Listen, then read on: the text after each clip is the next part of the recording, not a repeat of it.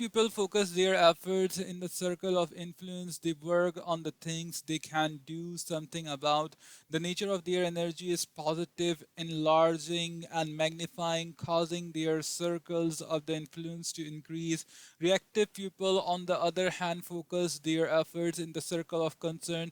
They focus on the weakness of other people, the problems in the environment, the circumstance over which they have no control.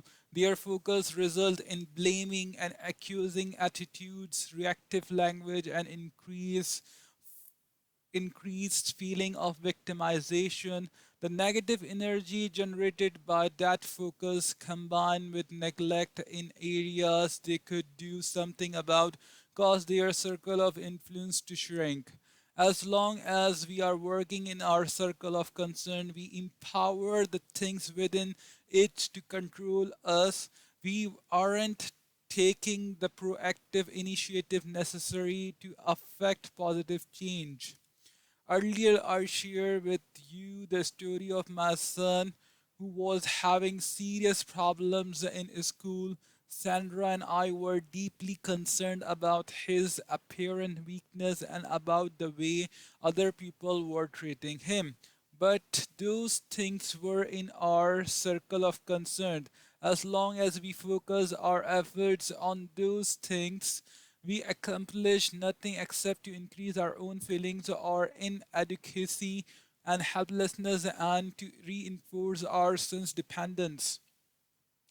It was only when we went to work in our circle of influence, when we focus on our own paradigms, that we begin to create a positive energy that change ourselves and eventually influence our son as well by working on self instead of worrying about conditions. We were able to influence the condition because of position, wealth, role, or relationship. There are some circumstances in which a person's circle of influence is larger than his or her circle of concern. The situation reflects on a self-inflicted emotions, my myopia, and other reactive selfish lifestyle focus in the circle of concern. Though they may have to prioritize the use of their influence, proactive people have a circle of concern that is at least as big as their circle of influence, accepting the responsibility to use their influence effectively. Direct, indirect, and no control. The problem we face fall in one of the three areas: direct control, problem involving our own behavior; indirect control, problem involving other people behavior; or no control, problems we can do nothing about, such as our past or situational reality. The proactive approach puts the first step in the solution of all three kinds of problems within our present circle of influence. Direct control problems are solved by working on our habits. They are obviously within our circle of influence. They are obvious within our circles of influence. These are the private victories of habit 1, 2, and 3. Indirect control problems are solved by changing our methods of influence. These are the public victories of habit 4, 5, and 6. I have personally identified over 30 separate methods of human influence, as separate as empathy is from confrontation, as separate as example is from persuasion. Most people have only 3 or 4 of these methods in their repertoire, starting usually with reasoning, and if that doesn't work, moving to flight or fight. How liberating it is to accept the idea that I can learn new methods of human influence instead of constantly trying to use old ineffective methods to shape up someone else. No control problem involves taking the responsibility to change the line on the bottom on our face, to smile, to genuinely and peacefully accept these problems and learn to live with them even though we don't like them. In this way, we do not empower these problems to control us. We share in the spirit embodied in the alcoholic anonymous prayer. Lord, give me the courage to change the things which can and ought to be changed, the serenity to accept the things which cannot be changed, and the wisdom to know the difference. Whether a problem is direct, indirect, or no control we have in our hands, the first step to the solution, changing our habits, changing our methods of influence, and changing the way we see our no control problems are all within our circle of influence. Expanding the circle of influence, it is aspiring to realize that in choosing our response to circumstance, we powerfully affect our circumstance. When we change our part of the chemical formula, we change the nature of the result. I worked one organization for several years that was headed by a very dynamic person. He could read trends. He was creative, talented, capable, and brilliant, and anyone knew it, but he had a very dic- dictatorial style of management. He tended to treat people like goofers as if they didn't have any judgment. His manner of speaking to those who work in the organization was go for this, go for that, now do this, now do that, I'll make the decisions. The net effect was that he alienated almost the entire executive team surrounding him.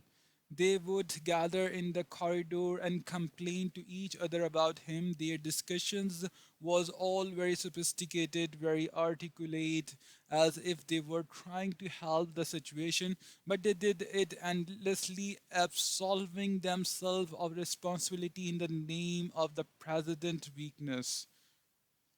You can't imagine what happened this time. Someone would say, the other day he went into my department. I had everything all laid out, but he came in and gave totally different signals. Everything I've done for months was shot. Just like that, I don't know how I'm supposed to keep working for him. How long will it be until he retire? He's only 59. Someone else would respond, do you think you can survive for 6 more years? I don't know. He's the kind of person what probably won't retire anyway. But one of the executive was proactive. He was driving by values, not feelings. He took initiative, he anticipated and emphasized, he read the situation. He was not blind to president weaknesses, but instead of criticizing them, he would compensate for them where the president was weak in his style. He he tried to buffer his own people and make such weakness irrelevant, and he worked with the president's strength, his vision, talent, and creativity. This man focused on his circle of influence. He was treated like a goofer also, but he would do more than what was expected. He anticipated the president need. He reads with empathy the president underlying concerns. So when he presented information, he also gave his analysis and his recommendation based on the analysis. As I said one day with the president in an adversary capacity, he said, Stephen, I just can't believe what this man has done. He is not only giving me the information I requested, but he's provided additional information that exactly what we needed. He even gave me his analysis of it in terms of my deepest concerns and a list of his recommendation. The recommendation are consistent with the analysis, and analysis is consistent with the data. He is remarkable. What a relief not to have to worry about this part of the business. At the next meeting, it was go for this and go for that to all the executive but one. To this man, it was, what your opinion? His circle of influence had grown. This caused quite a stir in the organization. The reactive minds in the executive corridors began shouting their vindictive ammunition at this proactive man. It's the nature of reactive people to absolve themselves of responsibility. It's so much safer to say, I'm not responsible. If I say I am responsible, I might have to say I am irresponsible. It would be very hard for me to say that I have the power to choose my response and that the response I have chosen have result in my involvement in a negative collusive environment, especially if for years I have absolved myself of responsibility for result in the name of someone else's weaknesses. So these executives focus on finding more information, more ammunition, more evidence as to why they weren't responsible. But this man was proactive towards them too. Little by little, his circle of influence towards them grew. Also, it's continued to expand to the extent that eventually no one made any significant moves in the organization without that man's involvement and approval, including the president. By the president did not feel threatened because this man's strength complemented his strength and compensate for his weaknesses, so he had the strength of two people, a complementary team. This man's success was not dependent on his circumstance. Many others were in the same situation. It was his chosen response to those circumstances, his focus on his circle of influence that made the difference. There are some people who interpret proactive to mean pushy, aggressive, or insensitive. But that isn't the case at all. Proactive people aren't pushy. They are smart. They are value driving. They read reality and they know what's needed. Look at Gandhi. While his accusers were in the legislative chambers criticizing him because he wouldn't join in the circle of the concerned rhetoric condemning the British Empire for the subjugating of the Indian people. Gandhi was out in the rice paddies, quietly, slowly, imperceptibly expanding his circle of influence with the field laborers.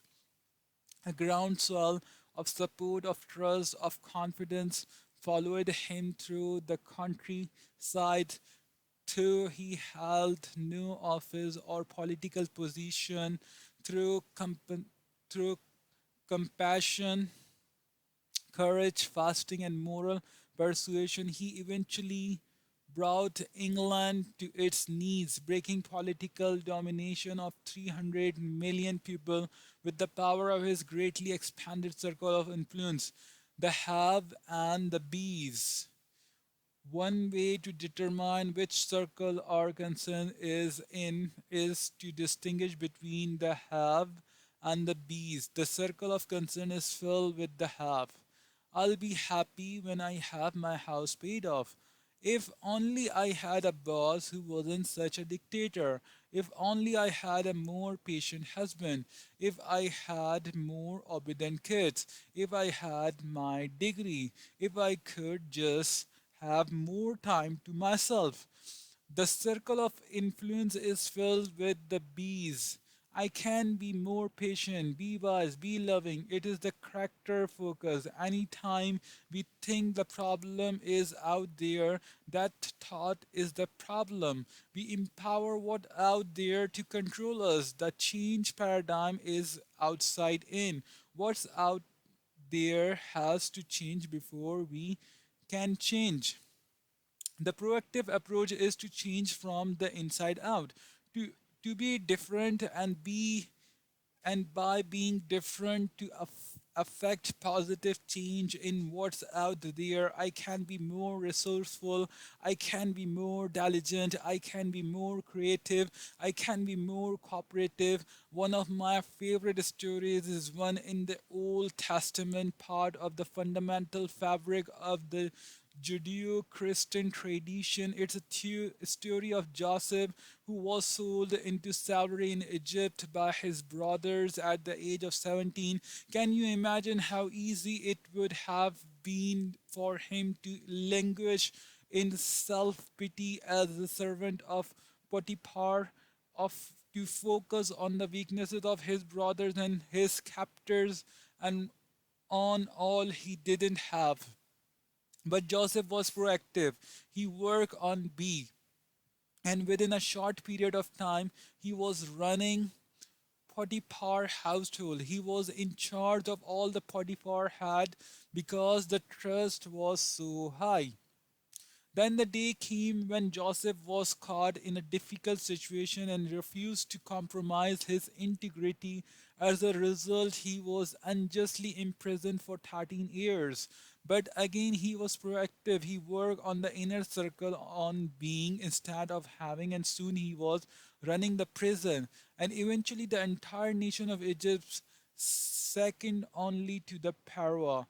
I know this idea is a dramatic paradigm shift for many people.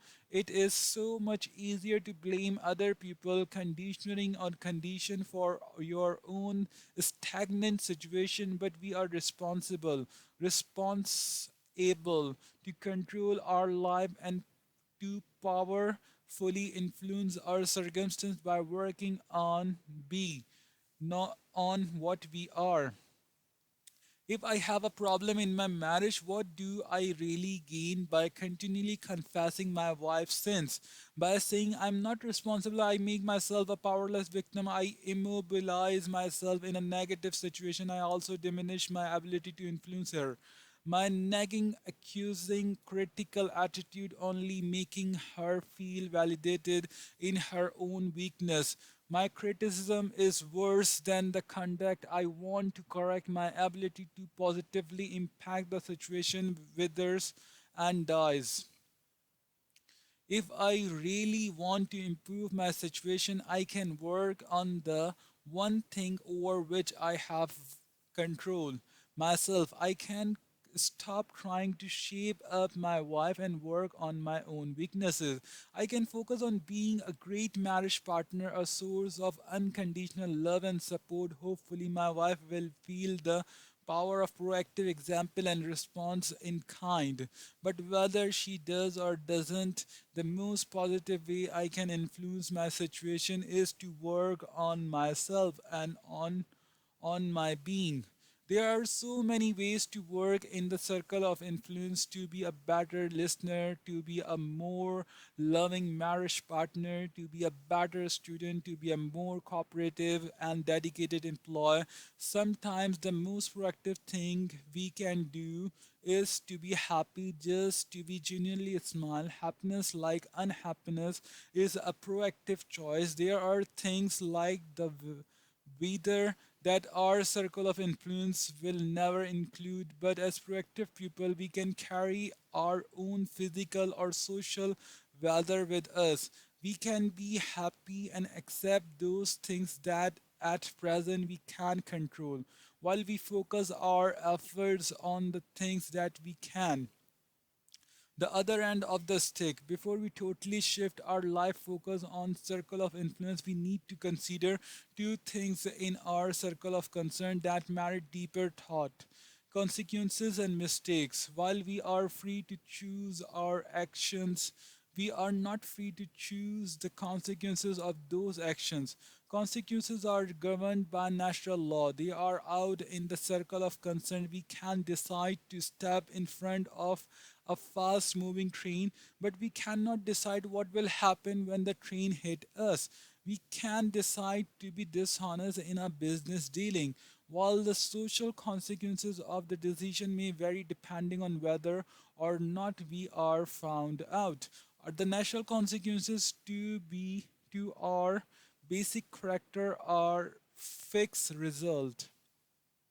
Our behavior is governed by principles. Living in harmony with them bring positive consequences. Violating them brings negative consequences. We are free to choose our response in any situation, but in doing so, we choose the attendant consequences. When we pick up one end of the stick, we pick up the other. Undoubtedly, there have been times in each of our life when we have picked up what we later felt was the wrong stick. Our choices have brought consequences we would rather have lived without. If we had the choice to make our gain again, we would make it differently. We call these choices mistakes. and they are the second things that merits our deeper thoughts. For those filled with regret, perhaps the most needful exercise of proactivity is to realize that past mistakes are also out there in the circle of concern. We can't recall them, we can't undo them, we can't control the consequences that came as a result.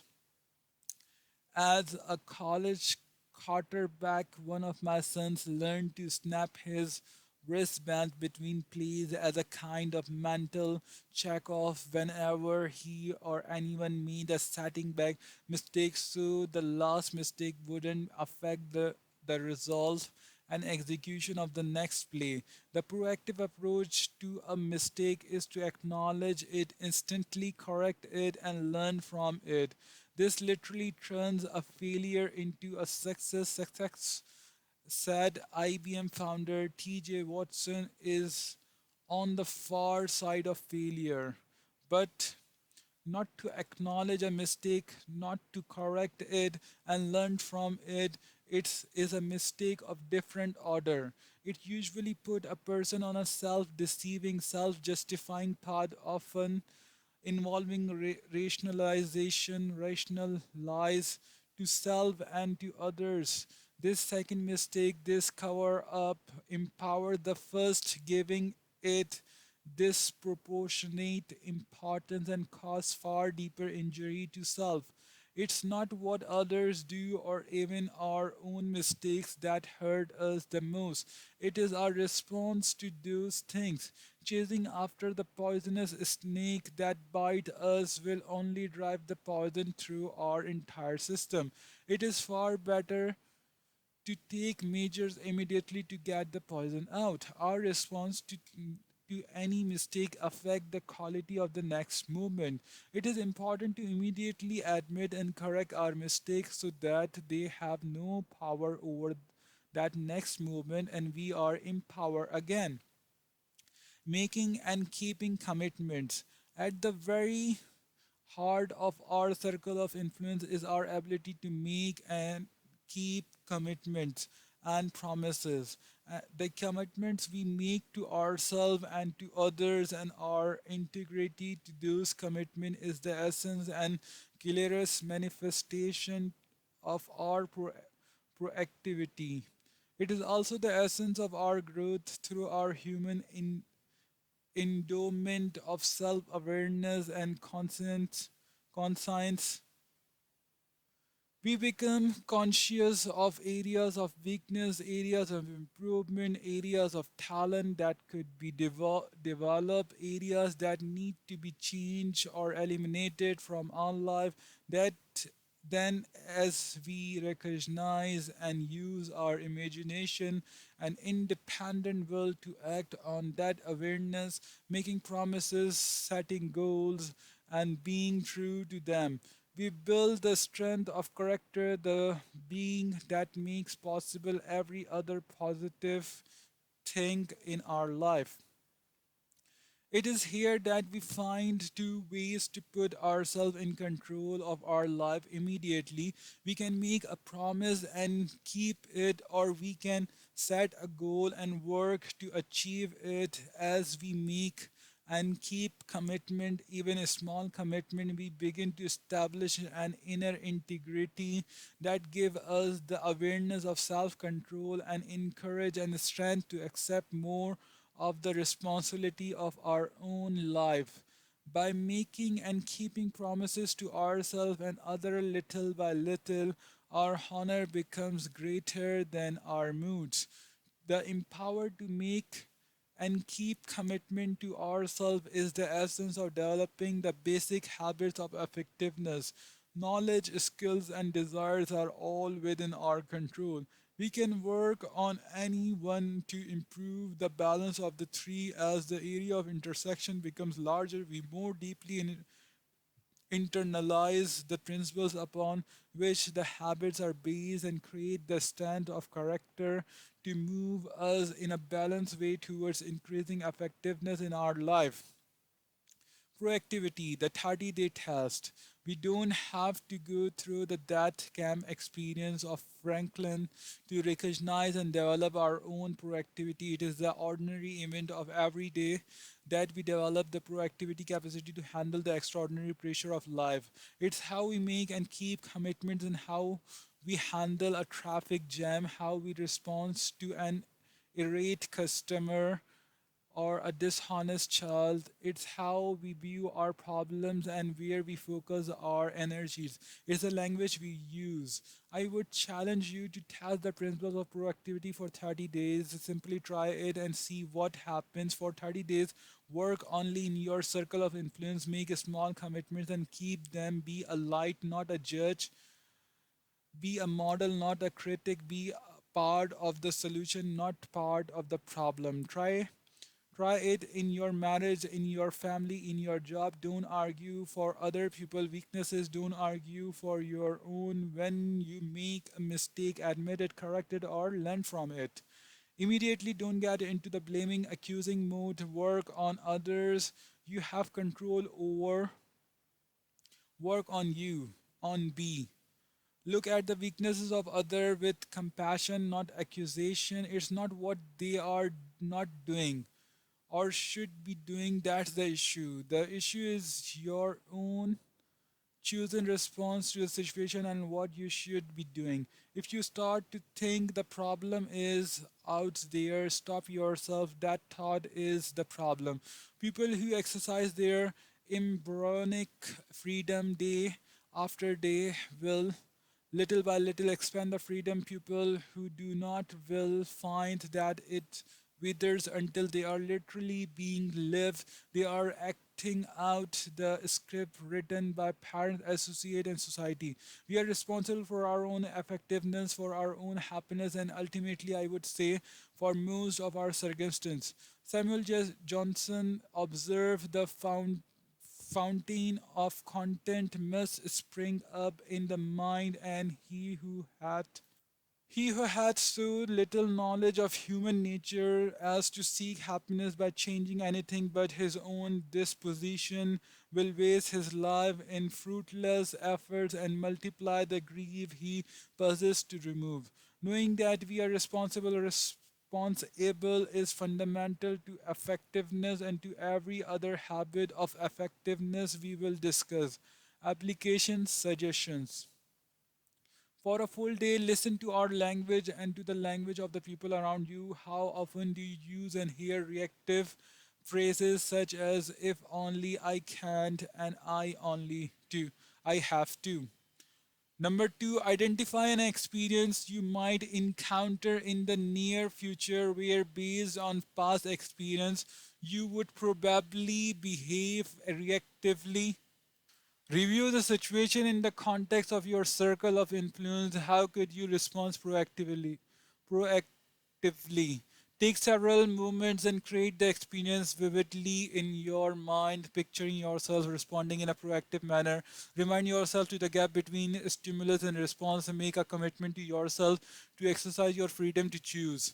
Number three, select a problem from your work or personal life that is frustrating to you. Determine whether it is direct, indirect, or no control problem. Identify the first step you can take in your circle of influence to solve it, and then take that step. Number four, try the 30 days test of proactivity. Be aware of the change in your circle of influence. Habit two, begin with the and in the mind. TM.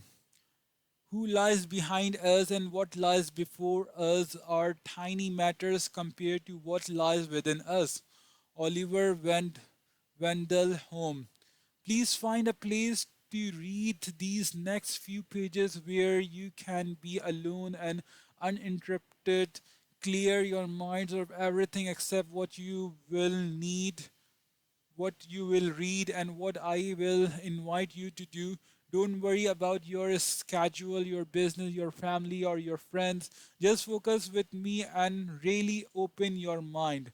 In your mind, I see yourself going to the funeral parlor or chapel, parking the car, getting out. As you walk inside the building, you notice the flowers, the soft organ music. You see the faces of friends and family you pass along the way. You feel the shared sorrow of losing, the joy of having known, that radiates from the heart of the people there. As you walk down to the front of the room and look inside the cassette, you suddenly come face to face with yourself. This is your funeral. 3 years from today, all these people have come to honor you, to express feeling of love and appreciation for your life. As you take a seat and wait for the services to begin, you look at the program in your hand. There are to be four speakers. The first one is from your family, immediate and also extended children, brother, sister, nephew, nieces, aunts, uncles, cousins, and grandparents who have come from all over the country to attend. The second speaker is one of your friends, someone who can give a sense of what you were as a person. The third speaker is from your work or profession, and the fourth is from your church or someone community organization where you have been involved in service. Now think deeply. What would you like each of these speakers to say about you and your life? What kind of husband, wife, father, mother would you like their words to reflect? What kind of son or daughter or cousin? What kind of friend? What kind of working associate? What character would you like them to have seen in you? What contribution, what achievement would you want them to remember? Look carefully at the people around you. What difference would what difference would you like to have made in their life? Before you read further, take a few minutes to jot down your impression. It will greatly increase your personal understanding of habit too. What it means to begin with the end in the mind. If you participated seriously in this visualization experience, you touch for a moment some of your deep fundamental values. You establish brief contact with that inner guidance systems at the heart of your circle of influence. Consider the words of Joseph Addison. When I look upon the tombs of the great, every motions of envy dies in me.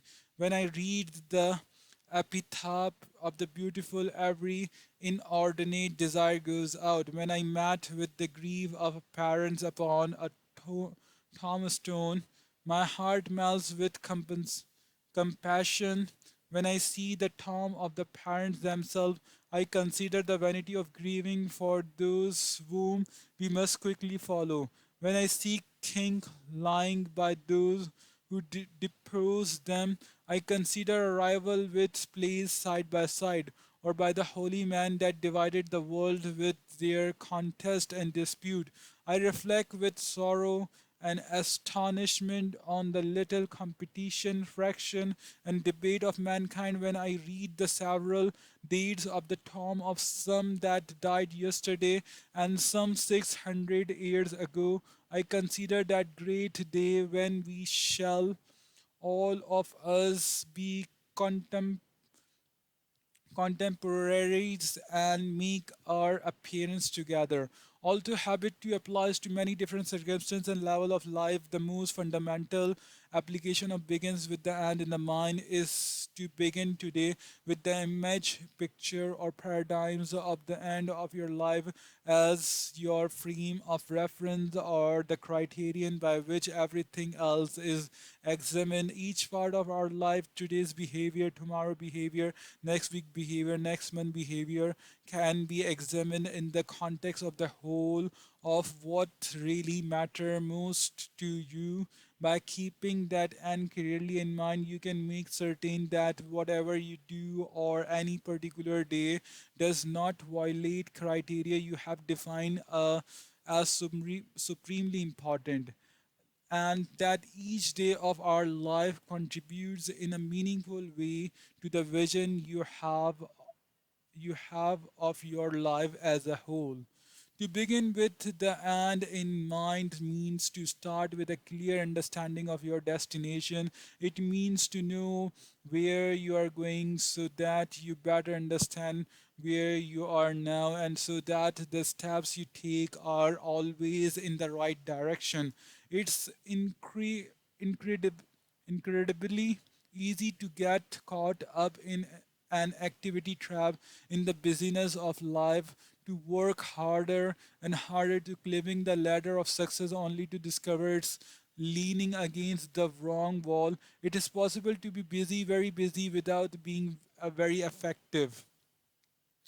People often find themselves achieving victories that are empty, success that have come at the expense of things they suddenly realize were far more valuable to them. People from every walk of life, doctors, academicians, actors, politicians, business professionals, athletes, and plumbers often struggle to achieve a higher income, more recognition, or a certain degree of professional competence, only to find that their drive to achieve their goals blinded them to the things that really matters most and how that really mattered most and now are gone. How different our lives are when we really know what is deeply important to us, and keeping that picture in mind, we manage ourselves each day to be and to do what really matters most. If the ladder is not learning against the right wall, every step we take just get us to the wrong place faster. We may be very busy, we may be very efficient, but we also be truly effective only when we begin with the end in the mind. If you carefully consider what you wanted to be said of you in the funeral experience, you will find your definition of success. It may be very different from the definition you thought you had in mind. Perhaps fame, achievement, money, or some of the other things we strive for are not even part of the right wall. When you begin with the end in your mind, you gain a different perspective. One man asks another on the death of a mutual friend, how much did he leave? His friend responded, he left it all. All things are created twice. Begin with the end in mind is based on the principles that all things are created twice. There's a mental or first creation and a physical or second creation to all things. Take the construction of a home, for example. You create it in every detail before you ever hammer the first nail into place. You try to get a very clear sense of what kind of house you want. If you want a family centered home, you plan a family room where it would be a natural gathering place. You plan sliding doors and a patio for children to play outside. You work with ideas, you work with your mind until you get a clear image of what you want to build. Then you reduce it to blueprint and develop construction plans. All of this is done before the earth is touched. If not, then in the second creation, the physical creation, you will have to make expensive changes that may double the cost of your home. The carpenter rule is major toys cut once. You have to make sure that the blueprint, the first creation, is really what you want, that you thought everything through. Then you put it into bricks and mortar. Each day you go to the construction shed and pull out the blueprint to get marching others for the day. You begin with the end in the mind. For another example, look at a business. If you want to have a successful enterprise, you clearly define what you are trying to accomplish. You carefully think through the product or service you want to provide in terms of your market target. Then you organize all the elements: financial, research and development, operations, marketing, personal, physical, facilities, and so on to meet that objective. The extent to which you begin with the end in mind often determines whether or not you are able to create a successful enterprise. Most business failures begin in the first creation with problems such as, undercapitalization, misunderstanding of the market, or lack of a business plan. The same is true with parenting. If you want if you want to raise responsible, self-disciplined children, you have to keep that and clearly in mind. As you interact with your children on a daily basis, you can't behave towards them in way that undermine their self-discipline or self-esteem. To to varying degrees, people use these principles in many different areas of life. Before you go on a trip, you determine your destination and plan out the best route. Before you plant a garden, you plan it out in your mind, possibly on paper. You create speeches on paper. Before you give them, you envision the landscaping in your yard. Before you landscape it, you design the clothes you make before you thread the needle. To the extent to which we understand the principle of two creation and accept the responsibility for both, we act within and enlarge the borders of our circle of influence. To the extent to which we do not operate in harmony with these principles and take charge of the first creation, we diminish it by design or default. It's a principle that all things are created twice, but not all first creations are by conscious design. In our personal life, if we do not develop our own self awareness and become responsible for first creation, we empower other people and circumstances outside our circle or influence to shape much of our life by default. We reactively live the script handed to us by family, associate, other people's agendas, the pressures of circumstance, the script from our earlier years, from our training, our conditioning. These scripts come from people, not principles, and they raise out of our deep vulnerabilities, our deep dependency on other, and our need for acceptance and love, for belonging, for a sense of importance and worth, for a feeling that we matter. Whether we are aware of it or not, whether we are in control of it or not, there is a first creation to every part of our life. We are either the second creation of our own proactive design, or we are the second creation of other people agendas of circumstance or the past habits. The unique human capacities of self awareness, imagination, and conscience enable us to examine first creation and make it possible for us to take charge of our own first creation, to write our own script. Put another way, habit 1 say, you are the creator. Habit 2 is the first creation. Leadership and management, the two creations. Habit 2 is based on principles of personal leadership, which means that leadership is the first creation. Leadership is not management. Management is the second creation, which we'll discuss in the chapter on habits tree. But leadership has to come first. Management is the bottom line focus. How can I best accomplish certain things? Leadership deals with the top line. What are the things I want to accomplish? In the words of both Peter Drucker and Warren Bennis, management is doing things right. Leadership is doing the right things. Management is efficiency in climbing the ladder of success. Leadership determines whether the ladder is leaning against the right wall. You can quickly grasp the important difference between the two if you envision a group of producers cutting their way through the jungles with machinists. They are the producers, the problem solver. They are cutting through the undergrowth, clearing it out. The managers are behind them, sharpening their machetes, writing policy and procedures, manuals, holding muscles, developing programs, bringing in improved technologies, and setting up working schedules and compensation programs for machete wielders. The leaders is the one. who climbs the tallest tree, surveys the entire situation and yells, "Wrong jungle." But how do the busy, efficient producers manager often respond? "Shut up, we are making progress." As individual groups and businesses, we are often so busy cutting through the undergrowth, we don't even realize we are in the wrong jungle, and the rapidly changes environment in which we live make effective leadership more critical than it has ever been.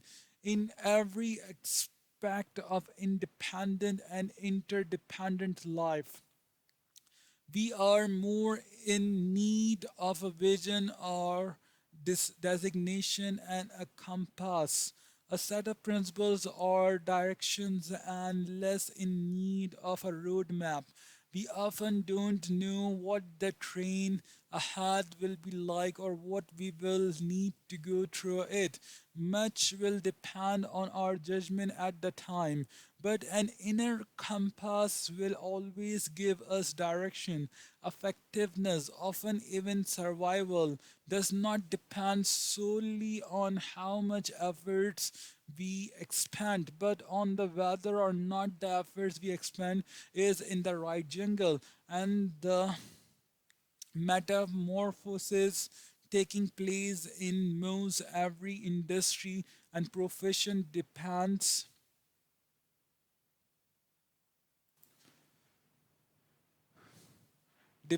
demands leadership first and management second. In business, the market is changing so rapidly that many products and services that usually met consumer taste and needs a few years ago are obsolete today. Proactive, powerful leadership must constantly monitor environment changes, particularly customer buying habits and motives, and provide the force necessary to organize resources in the right direction. Such changes are deregulation of the airline industry, the skyrocketing cost of healthcare, and the great quality and quantity of important cars impact the environment in significant ways.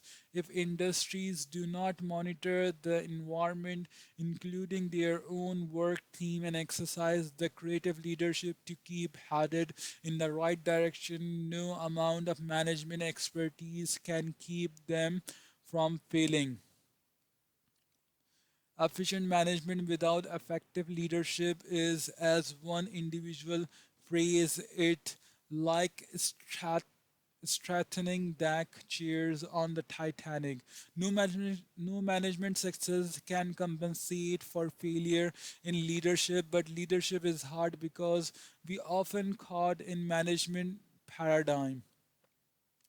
At the final session of a long at a final session of a year-long executive development program in Seattle, the president of an oil company came up to me and said, "Stephen, when you pointed out the difference between leadership and management in the second month, I look at my role as a president of this company and realized that I had never been into leadership. I was deep into management, worried by pressing challenges and the details day to day logistic. So I decided to withdraw from management.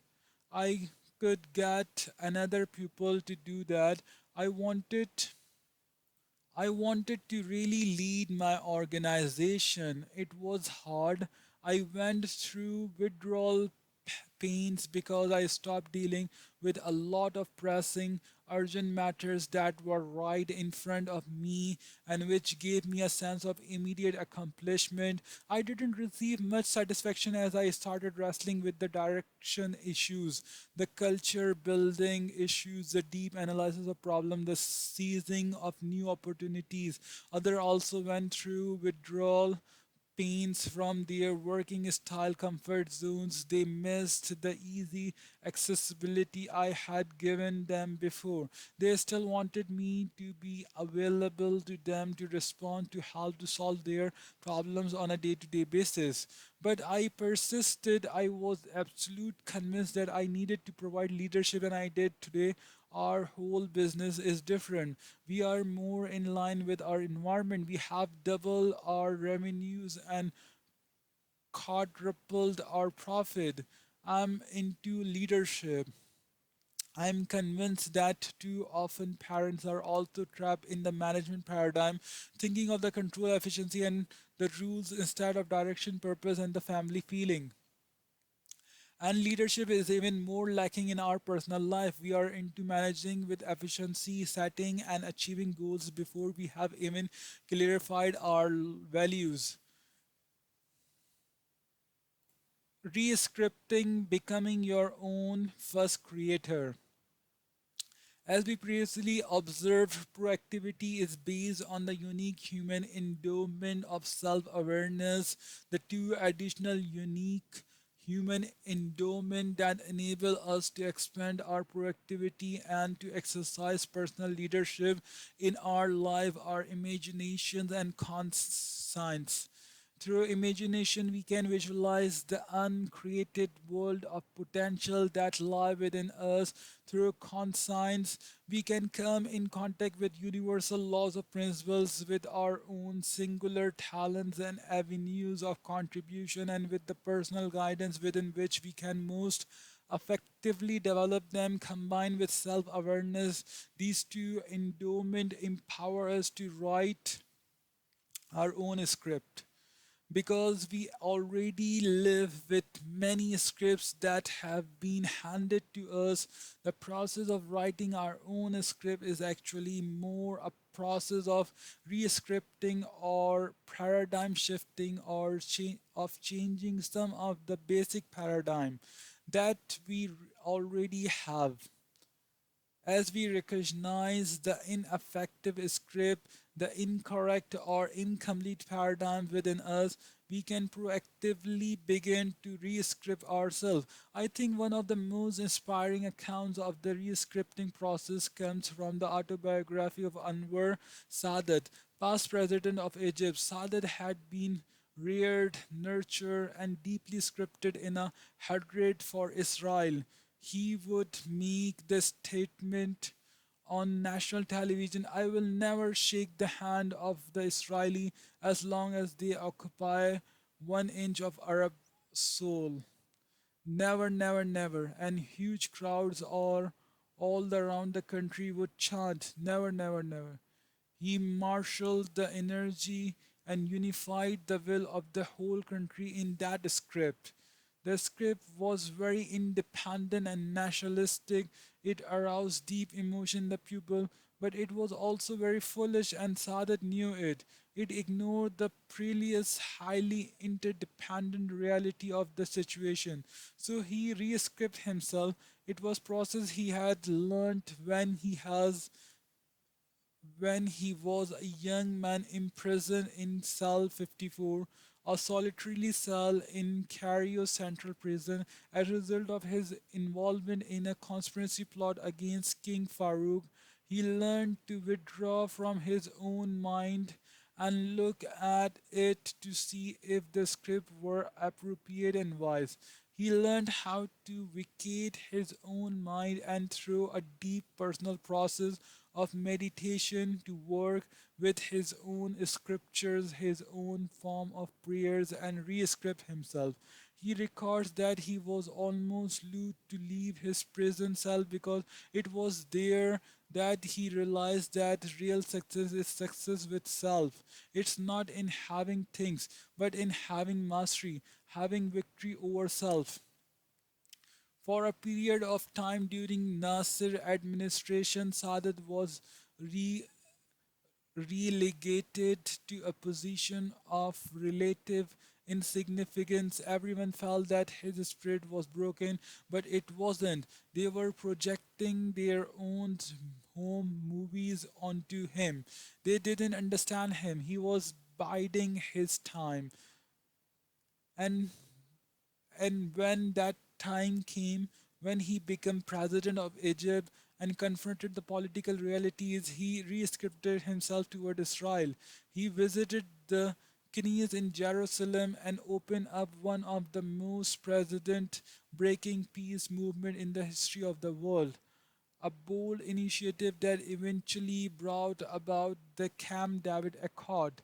Sadat was able to see his self awareness, his imagination, and his conscience to exercise personal leadership, to change an essential paradigm, to change the way he saw the situation. He worked in the center of his circle of influence, and from the rescripting, that change in paradigm flowed changes in behavior and attitudes that affected millions of lives in the wider circle of concern.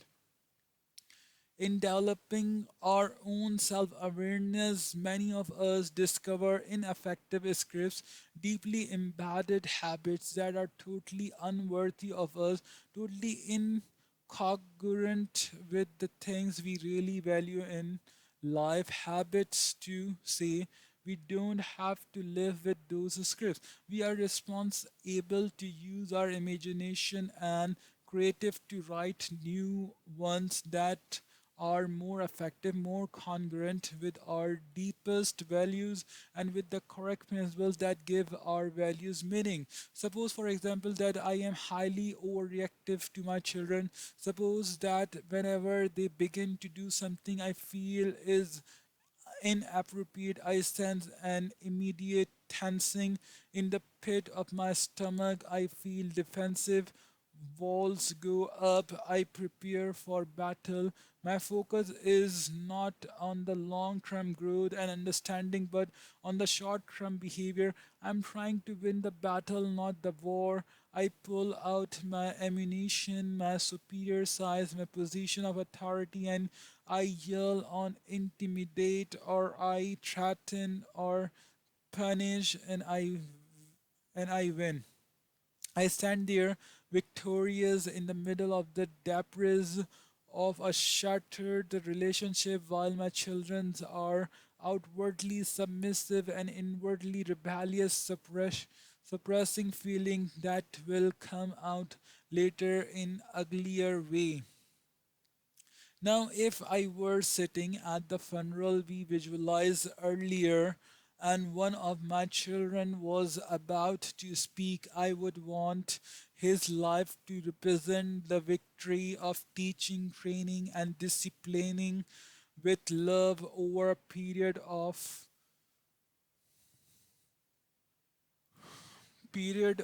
years rather than the battle scars of quick fixing skirmishes. I would want his heart and mind to be filled with the pleasant memories of deep, meaningful times together. I would want him to remember me as a loving father who shared the fun and the pain of growing up. I would want him to remember the times he came to me with his problems and concerns. I would want to have listen and love and help. I would want him to know I wasn't perfect, but that I tried with everything I had,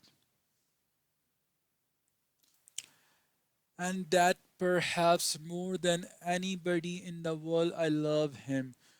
The reason I would want those things is because deep down I value my children, I love them, I want to help them, I value my role as their father, but I don't always see those values. I get caught up in the thick of thin things, which what matter most gets buried under layers of pressing problems, immediate concerns, and outwards behaviors. I become reactive, and the way I interact with my children every day often bears little resemblance to the way I deeply feel about them.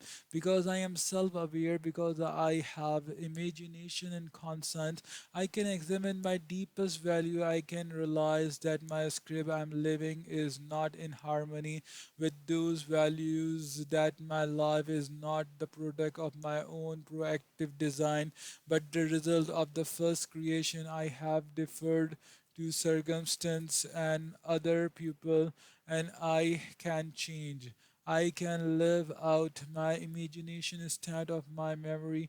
I can tie myself to my limitless potential instead of my limiting past. I can become my own first creator. To begin with the end in the mind means to approach my role as a parent as well as my other rules in life with my values and direction clear. It means to be responsible for my own first creation, to re-script myself so that the paradigm from which my behavior and attitude flow are congruent with my deepest values and in harmony with correct principles.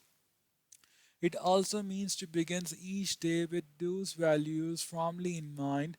Then, as the vicissitudes, as the challenges come, I can make my decision based on those values. I can act with integrity. I don't have to react to the emotions, the circumstance, and I can be truly proactive. The value driving because my values are clear. A personal mission statement. The most effective way I know to begin with the end in mind is to develop a personal mission statement or philosophy or creed. It focuses on what you want to be character and to do contribution and achievement and on the values or principles upon which being and doing are based. Because each individual is unique, a personal mission statement will reflect that uniqueness both in content and form. My friend Rolfi Kerr has expressed his personal creed in this way: succeed at home first, seek and merit divine help, never compromise with honesty, remember the people involved, hear both sides before judging, obtain counsel of other, defend those who are absent, be sincere yet decisive, develop one new proficiency a year, plan tomorrow, work today, hustle while you wait, maintain a positive attitude, keep a sense of humor, be orderly in present and in work, do not fear mistakes, fear only the absence of creative, constructive and corrective responses to other corrective responses to those mistakes, facilitate the success of subordinate, listen twice as much as you speak, concentrate all abilities and efforts on the tasks at hand, not worrying about the next job or promotion. A woman seeking to balance family and work values has expressed her sense of personal mission differently. I will seek to balance career and my family as best I can since both are important to me. My home will be a place where I and my family, friends, and guests find joy, comfort, peace, and happiness. Still, I will seek to create a clean and orderly environment, yet livable and comfortable. I will exercise wisdom in what we choose to eat, read, and see and do at home. I especially want to teach my children to love, to learn, and to love, and to work and develop their unique talents. I value the right freedoms and responsibility of our democratic society. I will be a concerned and informed citizen involved in the political process to ensure my voice is heard and my vote is counted. I will be self-starting individual who exercise initiative in accomplishing my life goals. I will act on situation and opportunities rather than to be act upon. I will always try to keep myself free from addictive and destructive habits. I will develop habits that free me from old labels and limits and expand my capabilities and choices. My money will be my servant, not my master. I will seek financial independence over time My wants will be subject to my needs and my means.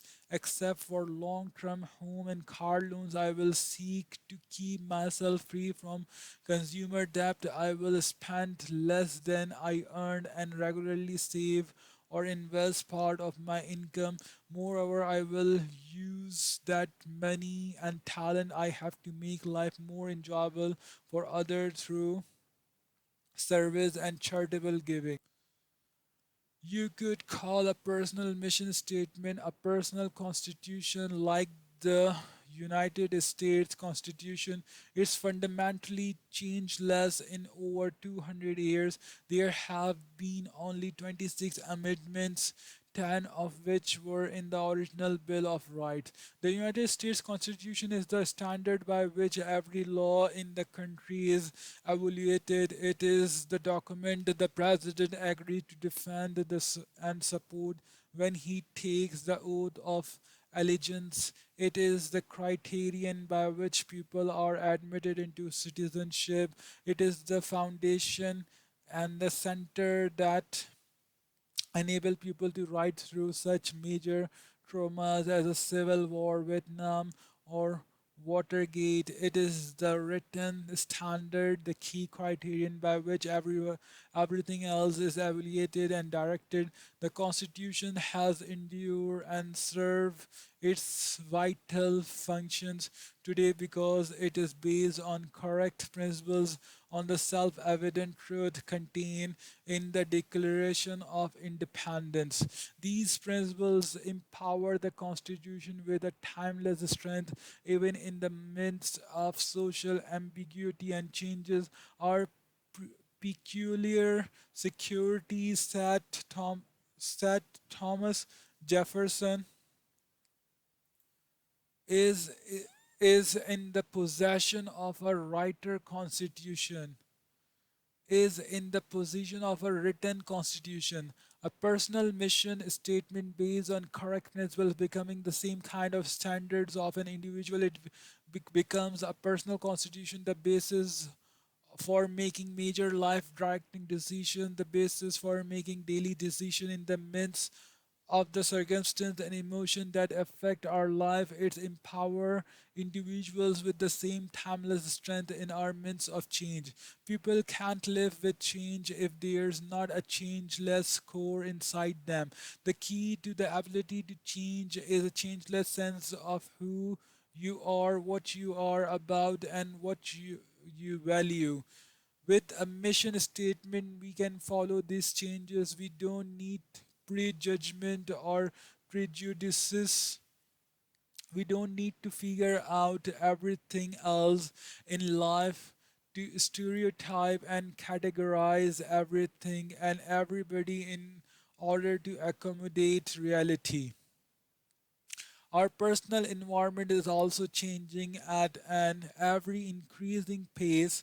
Such rapid change burns out a large number of people who feel they can hardly handle it, can hardly cope with life.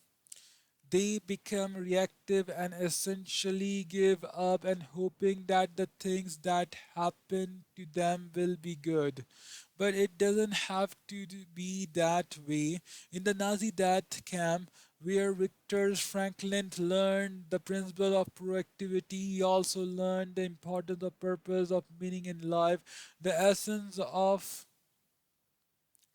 logotherapy, the philosophy he later developed and taught is that many so called mental and emotional illness are really symptoms of an underlying sense of meaninglessness or emptiness.